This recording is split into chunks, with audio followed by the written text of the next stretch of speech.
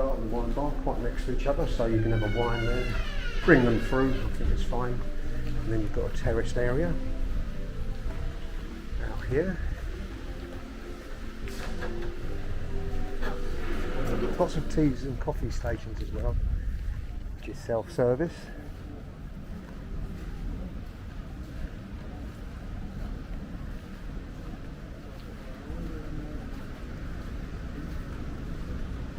And these are the rooms here. So like I say, it's 4 stories. We're situated in these ones over here, but nice view of the sea area. You've got 2 pools here, and then you've got the sea area as well. Now you are allocated a sunbed. So when you go to the sunbed station, which is just down here,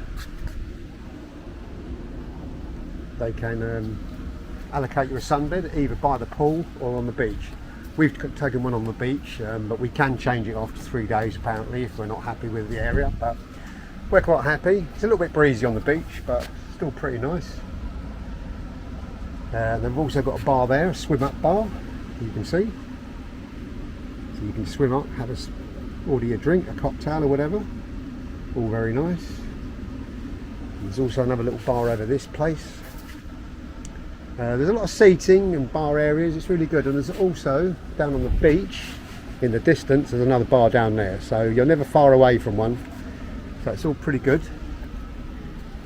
And like I say, it's not the biggest hotel, but it's pretty well maintained. This seating area here that's covered is a Greek taverna restaurant in the evenings. But at the moment, so we've been told, it's not open until May. So we're here currently in April.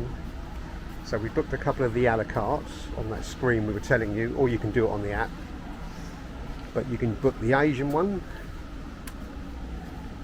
or Route 66, but not the Italian or the Greek taverna. You can get snacks here, we'll go past and have a look at that. But you can't book the a la cartes. So if you're coming after May, you'll be able to book all 4, depending on how long you're staying for. You can get 2 a week. So if you're coming for 10 nights or 14 nights, you'll be able to get 2 books, book 2 rather.